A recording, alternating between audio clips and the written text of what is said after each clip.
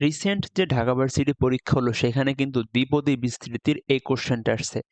Dhaka varsity 25-26 session বা এই বছরে যে পরীক্ষাটা হলো সেখানে কিন্তু এই কোশ্চেনটা দিছে। আবার তোমরা খেয়াল করলে দেখবা এগ্রি 24-25 মানে গত বছর যে কৃষিগুচ্ছ ভর্তি পরীক্ষা হয়েছিল সেখানে কিন্তু দ্বিপদী বিস্তৃতির এই কোশ্চেনটা দিছে। আবার খুলনা ভার্সিটি 25-26 মানে এই বছরের খুলনা ভার্সিটি অ্যাডমিশন টেস্টে তোমার দ্বিপদী বিস্তৃতির এই কোশ্চেনটা দিছে। তো তোমরা যদি ঢাকা ভার্সিটি পরীক্ষার এমসিকিউটা অ্যানালাইসিস করো তোমরা দেখবা ওখানে 15টা এমসিকিউ এর মধ্যে তোমার 3টা এমসিকিউ আসছে ফুল সিলেবাস থেকে। 3টে এমসিকিউ। সো তোমরা এর আগে যতগুলা পরীক্ষা হয়েছে এবছর খুলনা ভার্সিটি বা আরো যে পরীক্ষাগুলা হইছে এবং তোমরা যখন সামনে আরো পরীক্ষা দিবা লাইক এগ্রি, রাজশাহী ভার্সিটি বা গুচ্ছ সব জায়গাতেই মোটামুটি তোমরা ফুল সিলেবাস থেকে 1 থেকে 3টা কোশ্চেন পাবা ইনশাআল্লাহ এটা বলা যায়। কারণ এটা আর কি দেখা যাচ্ছে রিসেন্ট ইয়ারগুলাতে একটু ফুল সিলেবাসের কোশ্চেনগুলো আসতেছে।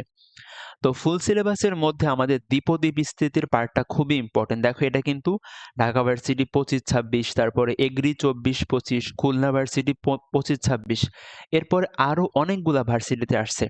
ঠিক আছে? সো এইখান থেকে কিন্তু তুমি একটা কোশ্চেন পাওয়ার পসিবিলিটি অনেক হাই। তো আমি খুবই সংক্ষিপ্তভাবে তোমাদের জাস্ট এই অধ্যায় থেকে যতটুকু লাগবে।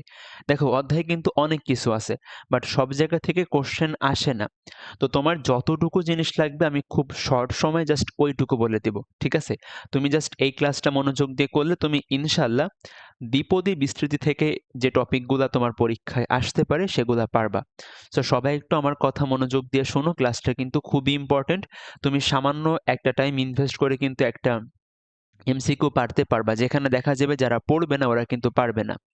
সো অবশ্যই আমি বলব তুমি শর্টটা আগে পড়ো, শর্টটা তোমার ভালো করে পড়া হলে দেন তুমি ফুল সিলেবাসের এই বিশেষ করে দ্বিপদী বিস্তৃতি, ফাংশন এবং সম্ভাবনা এই অধ্যায়গুলো একটু দেখে ফেলতে হবে। সো আমি প্রতিটা অধ্যায় নিয়ে আলাদা আলাদা ভিডিও দিব ইনশাল্লাহ। আজকের ভিডিওতে দ্বিপদী বিস্তৃতি ফুল কভার হয়ে যাবে। আচ্ছা, তো সবাই একটু খেয়াল করো। দেখো দ্বিপদী বিস্তৃতির আমি একদম বেসিক যে কথাগুলো একটু বলি, তোমরা জাস্ট আমার কথাগুলো বুঝতে পারলেই হবে। সো এখানে আমাদের এটা হলো মেইনলি তোমার হলো যে বিন্যাস সমাবেশের অনেকগুলা কনসেপ্ট এখানে লাগে।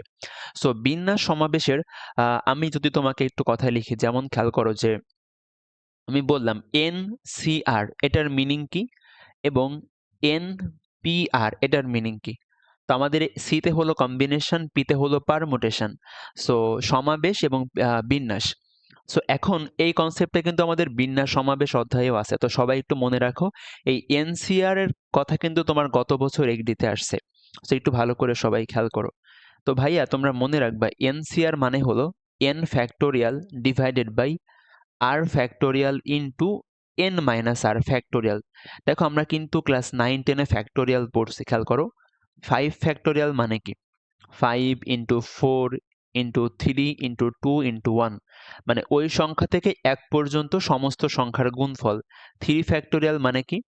3 থেকে শুরু করে 1 পর্যন্ত সমস্ত সংখ্যার গুণফল। ঠিক আছে? সো আমরা ফ্যাক্টোরিয়াল যে কোনো সংখ্যার বের করতে পারবো। তো এটা হলো NCR এর মিনিং। এখন NPR এর মিনিংটা মনে রাখবা। NPR এর মিনিং কিন্তু n factorial divided by n minus r factorial. So এই ২টা জিনিস কিন্তু খুবই ইম্পর্টেন্ট। তোমার পরীক্ষায় সরাসরি আসতেও পারে যে NCR ইকুয়াল টু কত, NPR ইকুয়াল টু কত, সরাসরি কিন্তু ফর্মুলাও আসতে পারে। সো আমাদের ম্যাথমেটিক্যাল ক্যালকুলেশন করতে তো কাজে লাগবেই, বাট নরমালি কিন্তু পরীক্ষায় আসতেও পারে এবং এটা কিন্তু আসছে, এগ্রিতে আসছে এই জিনিসটা। এখন তোমরা এখান থেকে একটু সূক্ষ্মভাবে খেয়াল করো তো ভাই, এদের মধ্যে একটা সম্পর্ক আছে। দেখো আমি যদি NPR কে একটা r ফ্যাক্টোরিয়াল দ্বারা ভাগ করি তাহলে কিন্তু সেটা NCR এর সমান হচ্ছে। দেখো ভাইয়া এই যে এখানে একটা r ফ্যাক্টোরিয়াল দ্বারা ভাগ করলে কিন্তু আমরা NPR আর NCR সমান হয়ে যাচ্ছে। তো এখান থেকে আমি লিখতে পারি দেখো যে NPR সমান NCR into r factorial. So এই রিলেশনটাও সবাই খুব ভালো করে মনে রাখবে। এটা পরীক্ষায় সরাসরি আসতে পারে যে নিচের কোনটা সঠিক সম্পর্ক, নিচের কোনটা সঠিক। সো আমরা এইটুকু আশা করি সবাই বুঝতে পারছি। এখন এটা হলো ম্যাথমেটিক্যাল সূত্রভাবে আমি বোঝাইলাম। আমি তোমাকে অন্যভাবে একটু বোঝাই, খেয়াল করো। এখান থেকেই লিখলাম। ধরো আমি তোমাকে বললাম 5p3, তাহলে এর মান কত বলো তো? n এর ভ্যালু হলো 5, তাহলে 5 ফ্যাক্টোরিয়াল। আর r এর মান কত? 3, তাহলে 5 মাইনাস 3 ফ্যাক্টোরিয়াল। তাহলে আমরা 5 ফ্যাক্টোরিয়াল বাই 2 ফ্যাক্টোরিয়াল, খুব ইজিলি আমরা ফ্যাক্টোরিয়ালের মান বসালে এটার ভ্যালু কিন্তু পেয়ে যাব। ঠিক আছে, এটা বুঝতে পারছো আশা করি। এবার দেখো আমি যদি এখানে দেখো আমি যদি লিখি তোমার যে 5C3, তাহলে এর মান কত হবে বলো তো? ফর্মুলা অ্যাপ্লাই করো। n এর মান হলো 5, r এর মান হলো 3, আর n মাইনাস r করলে কত হবে? 2 ফ্যাক্টোরিয়াল। ব্যাস, তো আমরা এই ফ্যাক্টোরিয়াল গুলার মান বসালেই কিন্তু এই রাশির মানটা পেয়ে যাব। এখন এটা তো ফ্যাক্টোরিয়ালের মাধ্যমে বের করলা, আমি তোমাকে খুব সহজভাবে বোঝাচ্ছি, তুমি জাস্ট এই টেকনিকটা মনে রাখলে সমস্ত মানগুলা বের করতে পারবা। সো এখানে আমরা এভাবে করে দেখলাম, আমি তোমাকে অন্য আরেকভাবে শেখাই। দেখো 5p3 মানে মনে রাখবা 5 ইন্টু 4 ইন্টু 3। 6p4 মানে মনে রাখবা 6 ইন্টু 5 ইন্টু 4 ইন্টু 3। ভাইয়া বুঝলাম না।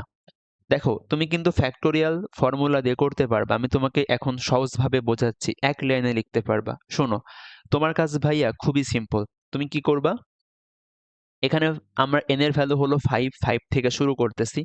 তো 5p3 লেখা আছে না ভাইয়া, এখানে তোমার দেখবা যতগুলা লেখা তুমি ততগুলা সংখ্যা গুণ করবা। এখানে 6 থেকে শুরু হবে, 6 থেকে শুরু হয়েছে, কতগুলা সংখ্যা গুণ করব? 4টা সংখ্যা গুণ করব। ওই সংখ্যা থেকে 1 করে কমাবা, কমাতে থাকলে হয়ে যাবে।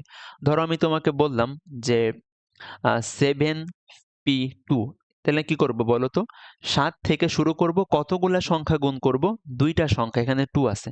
ব্যাস, তো এভাবে করে আমরা পারমুটেশনের যে কোনো ভ্যালু বের করতে পারবো। তুমি সূত্র দিয়ে করে দেখবা বা এভাবে করে দেখবা, একই অ্যান্সার আসে। তো তোমরা সবাই কিন্তু এক লাইনে করবা, ঠিক আছে? আমি তোমাকে এক লাইনে শেখাই দিলাম। এবার খেয়াল করো, যদি আমি কম্বিনেশন কাজ করি তাহলে কি হবে? সবাই দেখো একটু। আমি বললাম 5C3 এর মান কত হবে? সবাই মনে রাখবা, উপরে বসবে ভাইয়া এই পারমুটেশনের ভ্যালুটা, আর নিচে বসবে 1 থেকে 3 পর্যন্ত। আমি বললাম 6C4 এর মান কত হবে? উপরে বসবে 6 থেকে 1 কমে কমে 4টা সংখ্যা, আর নিচে হবে 1 থেকে 4 পর্যন্ত। আমি তোমাকে বললাম 7C2 এর মান কত হবে? ভাইয়া উপরে বসবে 7 থেকে 1 কম করে কয়টা সংখ্যা? 2টা সংখ্যা, নিচে বসবে 1 থেকে ওই সংখ্যা পর্যন্ত। সহজভাবে বোঝাই, তোমার উপরে ভাইয়া তুমি কি করবা? ওই সংখ্যা থেকে কতগুলা সংখ্যা কমাবা, এখানে তোমার যতগুলা থাকবে আর এর মান যত হবে আর কি। আর এর মান হলো 3, 3টা সংখ্যা লিখবো।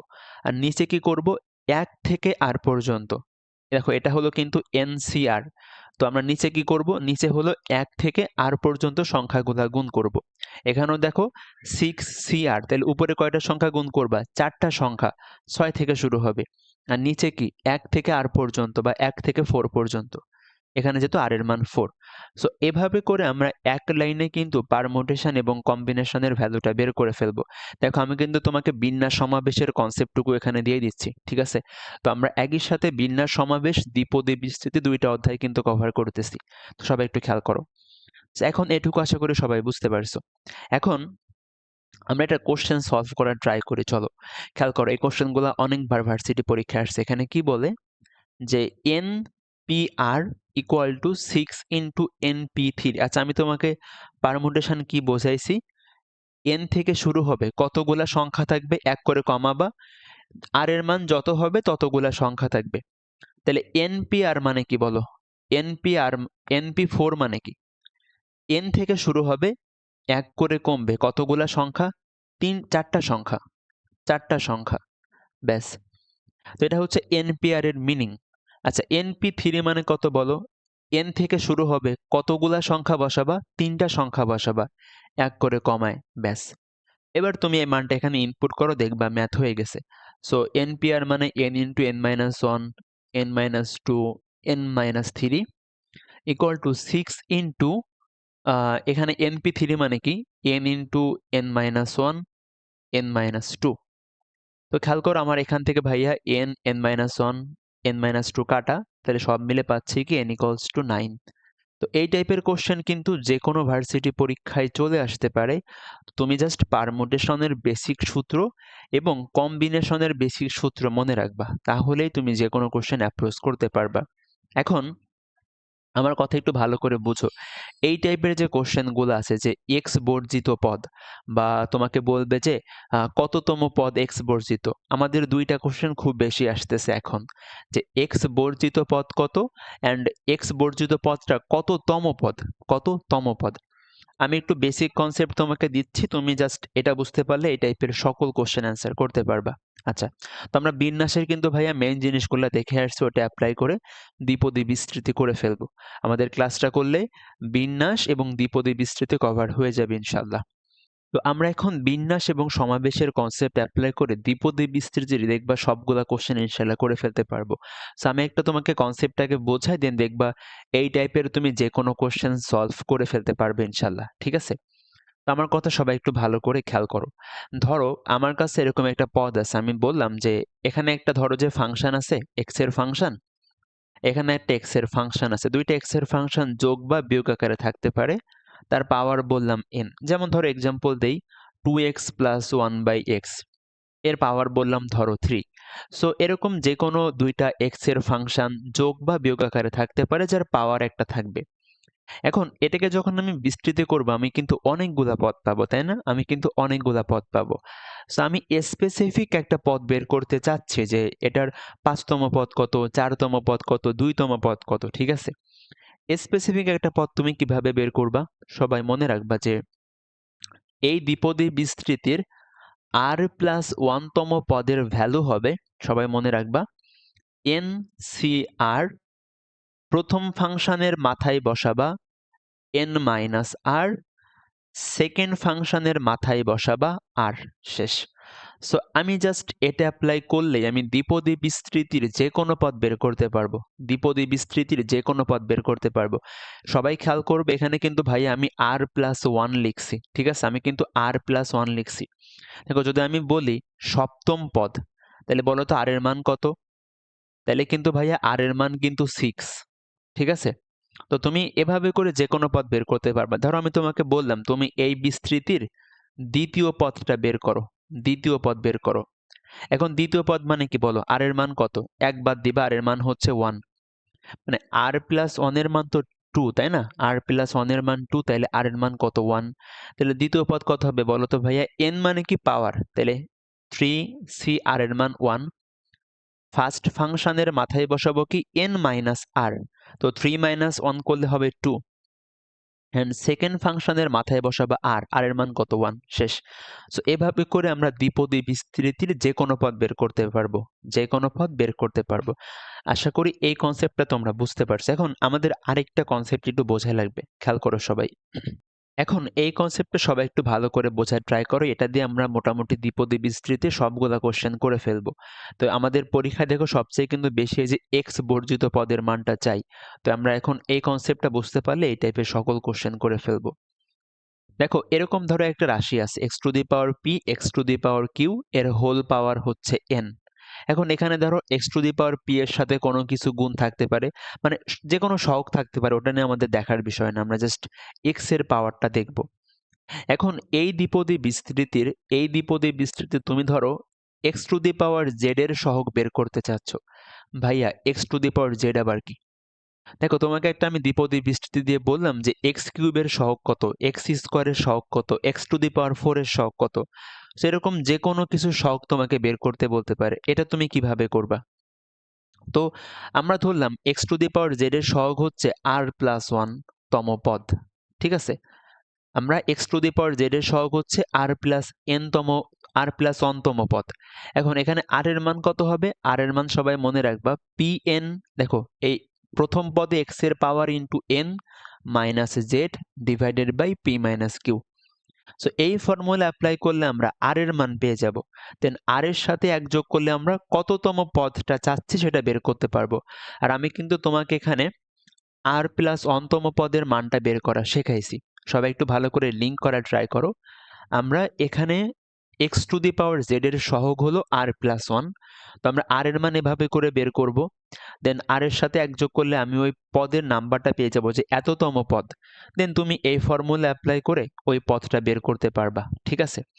এখন সবাই একটু ভালো করে খেয়াল করো আমার কথা। যেমন দেখো আমাদের পরীক্ষায় সবচেয়ে বেশি আসে কি এক্স বর্জিত পদের মান কত, এক্স মুক্ত পদের মান কত, বা এরকম এই যে কততম পদ এক্স বর্জিত, ঠিক আছে, সবগুলা কথা সেম, এক্স বর্জিত এক্স মুক্ত সবগুলা কথা সেম। এখন দেখো এক্স বর্জিত মানে কি বলো তো ভাইয়া? এক্স বর্জিত মানে এক্স এর সহগ জিরো, সবাই মনে রাখবা। এক্স বর্জিত মানে কি এক্স এর সহগ জিরো, কারণ x to the power zero মানে কি ওয়ান, এখানে কিন্তু এক্স তার এক্স থাকতেছে না আলটিমেটলি। তাহলে এক্স বর্জিত পদ মানে x to the power zero, তাহলে তোমরা মিলাই দেখো এখানে কিন্তু ভাইয়া জেড এর মান হলো জিরো। তো এক্স বর্জিত পদ মানে x to the power zero, আমরা যদি এই ফর্মুলার সাথে ম্যাচ করি তাহলে জেড এর মান কত হবে? জিরো হবে। এখন আমি তোমাকে কোশ্চেনটা করাচ্ছি, সবাই একটু ভালো করে আমার কথা শোনো। দেখো আমরা এই কোশ্চেনটাকে করে এগ্রিতে যেটা আসছে, এখানে বলতেছে এটার বিস্তৃতিতে কততম পদ এক্স বর্জিত, কততম পদ এক্স বর্জিত, আমরা ধরলাম আর প্লাস ওয়ানতম পদ এক্স বর্জিত। আর এর মান কত বলো তো? আমরা কি পড়ছিলাম? X to the power p x to the power q whole to the power n. এটার ক্ষেত্রে আর এর মান হবে p n minus z divided by p minus q. এখন এক্স বর্জিত মানে কি জেড এর মান হলো জিরো, তাহলে দেখো তো আর এর মান কত হবে? আমি এটাকে একটু ভেঙে লেখো সবাই, দেখো এই যে আমি একটু ভেঙে লিখি। So three x square minus one by two x to the power minus one, এই যে দেখো one by two one by এক্স, তো আমরা ওয়ান বাই এক্সকে লিখলাম x to the power minus one, এর পাওয়ার হলো নাইন। ওকে, এখন তোমরা জাস্ট এই ফরম্যাটে ম্যাচ করলেই হবে। খেয়াল করো আর এর মান কত হবে? পি এন, পি দেখো পি এর মান কত, জাস্ট ফরম্যাট মিলাও, প্রথম পদে এক্স এর সহগ মানে এক্স এর ঘাত কত দুই, এন এর মান কত নাইন, জেড এর value zero divided by p minus q, q এর মান কত মাইনাস ওয়ান। তাহলে দেখো 18/3 মানে 6, আর এর মান হলো 6। আমরা কি ধরছিলাম? কততম পদ এক্স বর্জিত আর প্লাস অনতম পদ, আর এর মান যদি 6 হয় তাহলে আর প্লাস অন এর মান কত? 7। তাহলে আমরা পাইলাম 7তম পদ হবে এক্স বর্জিত, অ্যান্সার ডি নাম্বারটা। এখন তুমি কিন্তু দ্বিপদী বিস্তৃতির যে কোনো পদ বের করতে পারবা। তুমি কিন্তু দেখো এই যে আমরা কিন্তু আর এর মান জানলে ওই পদের ভ্যালু কত হবে সেটা কিন্তু আমরা জানি, এই যে আমরা কিন্তু ওই পদের মানটাও বের করতে পারবো এই ফর্মুলা অ্যাপ্লাই করলে, ঠিক আছে? আমি তোমাকে সেই কোশ্চেন দেখাচ্ছি। দেখো ঢাকা ভার্সিটি কোশ্চেনটাও কি বলছে যে কততম, আমাকে পদের মানটা বের করতে বলে নাই, আমাকে শুধু বলছে তুমি আমাকে বলো যে কততম পদ এক্স বর্জিত। তোমাকে বলতে পারে যে এক্স বর্জিত পদের মান কত, তখন আমাকে পদটা আলাদা করে বের করে দেওয়া লাগবে। তো সবাই খেয়াল করো, বলছে কততম পদ। এখন সবাই শোনো, আমার কথা মনোযোগ দিয়ে খেয়াল করো। আমরা আগের মতো ধরবো যে আর প্লাস ওয়ানতম পদ, এটাকে একটু সাজায় লিখো, x to the power one minus x to the power minus one whole to the power eight. তাহলে বলো তো আর এর মান কত হবে? পি এন মাইনাস জিরো, কারণ এখানে জেড এর মান জিরো। এই ফর্মুলায় কি জেড মানে হলো তোমার এক্স এর পাওয়ারটা। এখন এক্স বর্জিত মানে কি x to the power zero divided by p minus q. ঠিক আছে, দেখো পি এর মান কত বলো? পি হলো প্রথম পদে এক্স এর ঘাত ওয়ান, কিউ এর মান কত? দ্বিতীয় পদে এক্স এর ঘাত মাইনাস ওয়ান, কত হয় বলো তো? 8/2 মানে 4। আর এর মান 4, তাহলে আর প্লাস ওয়ান এর মান কত? 5। তাহলে 5তম পদ হবে এক্স বর্জিত, অ্যান্সার বি। দেখো পারলে কিন্তু ভাই এই কোশ্চেন খুবই সহজ, পানির মতো সহজ, এবং দেখা যাচ্ছে ম্যাক্সিমাম ভার্সিটিতে এই টাইপের কোশ্চেন আসতেছে যে কততম পদ এক্স বর্জিত। সো আমি জাস্ট এই কনসেপ্টটা বুঝতে পারলে, আমার যদি ভাগ্য ভালো থাকে, তুমি দেখবা সরাসরি এই কোশ্চেনই পেয়ে গেছো পরীক্ষায়, যেখানে হয়তো বা অন্যরা পারবে না, বাট তুমি ক্লাসটা করার জন্য তুমি পারবা ইনশাল্লাহ। জাস্ট একবার ভালো করে বুঝতে পারলেই হবে। ওকে, এবার দেখো খুলনা ভার্সিটিতে আসছে, আমি কিন্তু তোমাকে বলছিলাম এখানে দেখো আমাকে এক্স কিউবের সহগ বের করতে বলছে। আমরা কি পড়ছিলাম? X to the power Z এর সহগ কত হয় বলো তো? X to the power Z এর সহগ হচ্ছে আর প্লাস অনতম পদ, আর প্লাস অনতম পদ, যেখানে আর এর মান কত? আর এর মান হলো ভাইয়া p into n minus z divided by p minus q. এটাকে একটু আমার খেয়াল করো, এটাকে একটু সাজাই লিখি। ওয়ানকে আমরা লিখতে পারি x to the power zero, এক্সকে লিখতে পারি x to the power one, আর এন এর ভ্যালু হলো মাইনাস থ্রি। তাহলে দেখো তো আর এর মান কত? ভাইয়া আর এর মান হবে P into n minus Z, Z এর মান কত? 3। এক্স কিউবের সহগ বের করবা 3, divided by p minus q, p এর মান কত 0, কিউ এর মান কত 1। ওকে, তাহলে দেখো তো কত পাচ্ছি আমরা এখানে পাচ্ছি ভাইয়া 3, আর এর মান হলো 3। তাহলে x to the power Z এর সহগ কত বলো তো? 3 প্লাস 1, 4তম পদ। X to the power Z এর সহগ হলো 4তম পদ। এখন আমরা জাস্ট 4তম পদ বের করে ফেলবো। আমি তোমাকে কি পড়াইছিলাম বলো তো? এই যে কোনো তম পদ কেমনে বের করে? এনসিআর প্রথম ফাংশনের উপরে বসবে n মাইনাস আর, দ্বিতীয় ফাংশনের উপরে বসবে আর। এখন খেয়াল করো সবাই, এখানে আমরা ওটা অ্যাপ্লাই করব। এখানে আর এর মান কত? আর এর মান কিন্তু 3, আর এর মান কিন্তু 3। তাহলে n এর মান কত? n এর মান হলো ভাইয়া -3।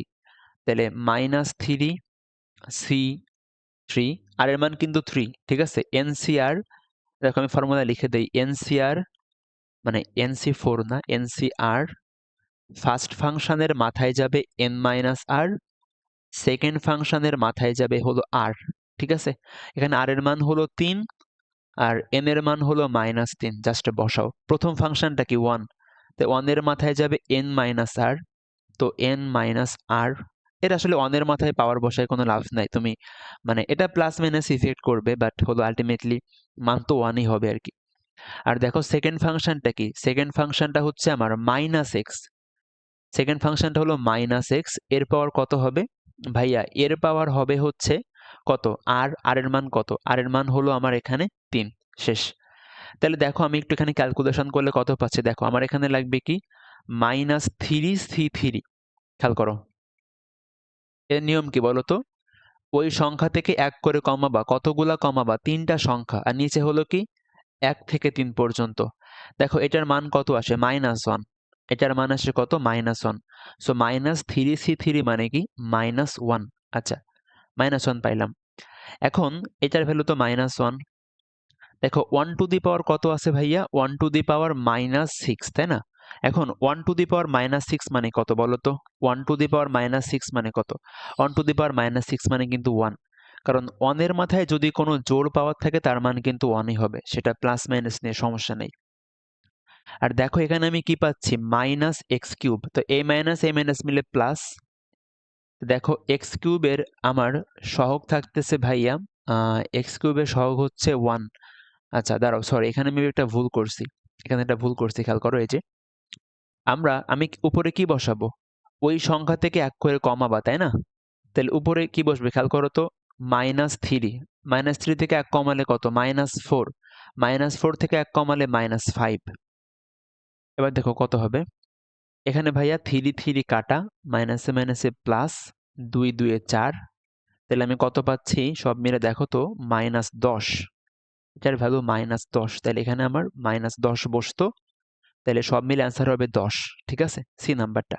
তো এটা একটু বড় কোশ্চেন, মানে আমাকে পদ সংখ্যা বের করে পরে আবার ওই পদের মানটাও বের করতে হচ্ছে।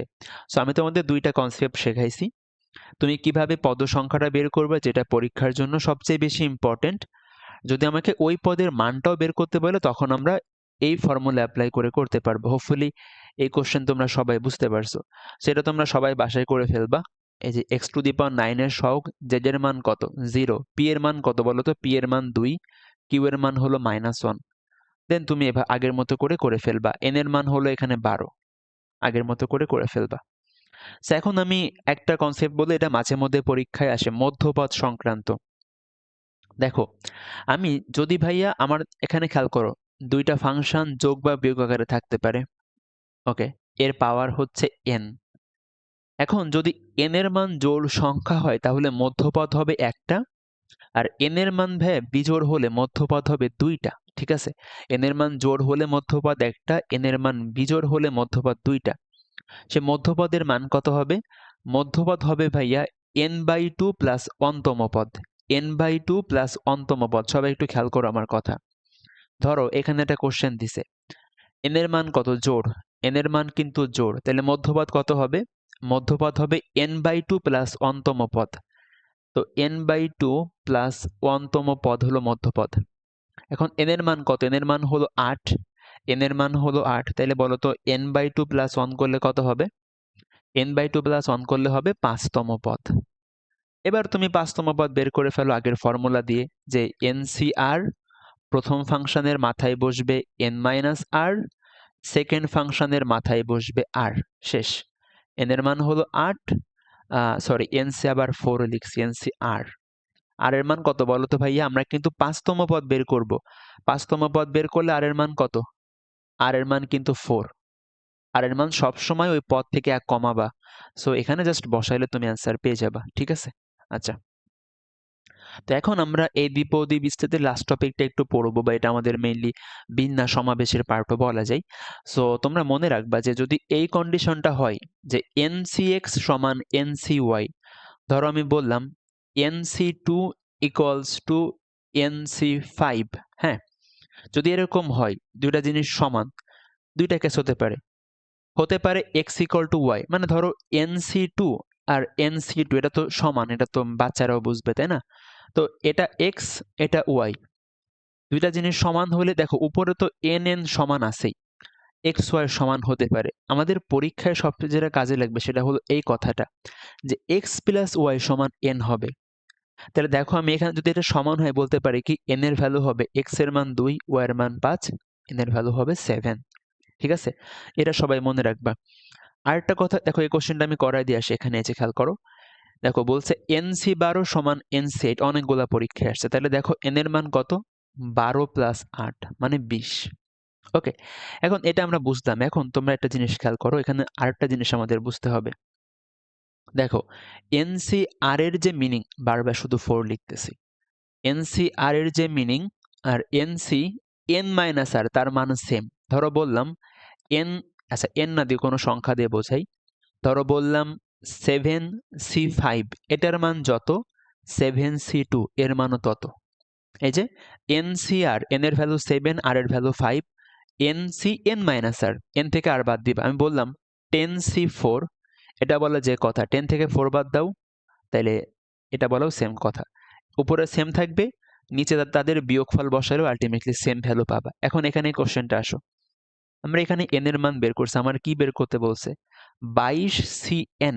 আচ্ছা n এর মান কত বলো? n এর মান হলো 20। 22C20 মানে কি বলো তো? তুমি 22 থেকে 1 করে কমাবা কতগুলা পদ? 20টা পদ। উপর নিচে কি দিবা? 1 থেকে 20 পর্যন্ত। এটা কিন্তু গুণ করা অনেক সময় লেগে যাবে। সো ভাইয়া 22C20 বলা যে কথা, 22C2 বলাও কিন্তু সেম কথা। দেখো একটু আগে কিন্তু দেখছি NCR আর NCN মাইনাস আর কিন্তু সেম। এই যে 22 থেকে 20 বাদ দিলে 2 হয়। তাহলে 22C2 এর মান কত বলো তো? 22, 1 কমাবা, উপরে 2টা, নিচে 1 থেকে 2, শেষ। তাহলে কত হয়? 11 ইন্টু 21, এটা অ্যান্সার। যা হবে তোমার ওইটা অ্যান্সার, ঠিক আছে? তো আশা করি এই টপিকের সকল কোশ্চেন তুমি পারবে ইনশাআল্লাহ। আমি একটু সামারি করে, সবাই একটু খেয়াল করো। দেখো আমি তোমাদের বিন্যাস সমাবেশের বেসিক কনসেপ্টটুকু বোঝাইছি। দেন এখান থেকে আমরা তোমার এই টাইপের প্রতিটা কোশ্চেন করতে পারবো। তারপরে যে কোনো দ্বিপদী বিস্তৃতির আর প্লাস অন্তম পদের মান বের করতে পারবা। দেন আমরা আর এর ভ্যালু আলাদা করে বের করা শিখছি, এবং আমাদের পরীক্ষার জন্য সবচেয়ে যেটা বেশি ইম্পর্টেন্ট এক্স বর্জিত পদ, সেটাও বের করতে পারবো। হ্যাঁ, সো এখানে দেখো আমরা মধ্যপদের কনসেপ্টটা পড়লাম যে এন জোড় হলে মধ্যপদ হবে n/2 প্লাস অন্তম পদ, আর n বিজোড় হলে মধ্যপদ হবে 2টা। প্লাস নিয়ে একটা মধ্যপদ পাবা, মাইনাস নিয়ে আরেকটা মধ্যপদ পাবা। আর আমরা হলো যে এখানে যে এই জিনিসটা মনে রাখবো, তাহলে হয়ে যাবে। সো এর ফলে আমাদের বিন্যাস সমাবেশ এবং দ্বিপদী বিস্তৃতি আলহামদুলিল্লাহ শেষ। তোমরা ফুল সিলেবাস থেকে যদি এখান থেকে কোশ্চেন আসে তোমরা পারবে ইনশাল্লাহ। মোটামুটি এখানে কিন্তু টপিক ভাইয়া অনেকগুলো আছে, বাট তোমার এখন লাস্ট টাইমে খুব বেশি টাইম নাই। সো আমি একদম কোর জিনিসগুলা বলছি যেগুলা পরীক্ষার জন্য সবচাইতে বেশি ইম্পর্টেন্ট। তোমাদের যদি আরও কোনো কোশ্চেন থাকে তোমরা আমার এই ফেসবুক গ্রুপে পোস্ট করবা, FR একাডেমি পাবলিক গ্রুপে। সো সবাই এখানে জয়েন হয়ে থাকবে। আমি কিন্তু সকল ক্লাসের আপডেট, সকল ক্লাসের তোমার হলো যে কথাগুলো আগে থেকে এখানে বলে দিব, ঠিক আছে? তোমরা ক্লাসগুলোও পেয়ে যাবা। আর তোমরা ফেসবুক পেজে তোমাদের যে কোনো প্রবলেম হলে আমাকে জানাতে পারো, তাহলে ইনশাল্লাহ হবে। তো সবাই আমার জন্য দোয়া কইরো। সবাই নিয়মিত সৃষ্টিকর্তার ইবাদত করবা, সবাই ইনশাল্লাহ অনেক ভালো করতে পারবা। তো সবাই কিন্তু শর্টটাকে বেশি করে ফোকাস করবা। তোমার শর্টটা মোটামুটি ভালো করে কভার হলে তুমি এই ক্লাসের স্পিড বাড়ায় দেখে ফেলবা, তাহলে হয়ে যাবে, ঠিক আছে? স্লাইডটা একবার রিভিশন দিলে তুমি যে কোনো কোশ্চেন অ্যাপ্রোচ করতে পারবে ইনশাল্লাহ। আসসালামু আলাইকুম ওয়া রাহমাতুল্লাহি ওয়া বারাকাতুহু। আমার জন্য সবাই দোয়া কইরো।